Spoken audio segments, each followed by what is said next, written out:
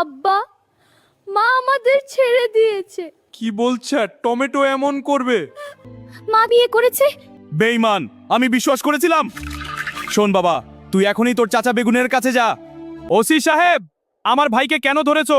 Sir, আমরা জানতাম না উনি আপনার ভাই। এত বড় ঘটনা আগে আমাকে জানাস নাই কেন? ভাই, আপনাকে বিরক্ত করতে চাইনি। আমি এই গ্রাম ছাড়বো, বেঈমানদের গ্রাম। আমি চট্টগ্রামের কাছে এক ফ্যাক্টরিতে কথা বলেছি, সেখানে কাজ করবি। ভাই, আপনি আমার শেষ ভরসা। আব্বা, আমরা কি এখানে ভালো থাকবো? হ্যাঁ বাবা, আমরা নতুন করে জীবন শুরু করব। আজ থেকে আমরা কারো দোয়া চাইবো না, নিজের পায়ে দাঁড়াবো।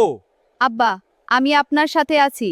চৌধুরী, আমি তোমার জন্য সব ছেড়ে এসেছি। চুপ, কাজ কর। আমি তোকে চাকর বানাইছি।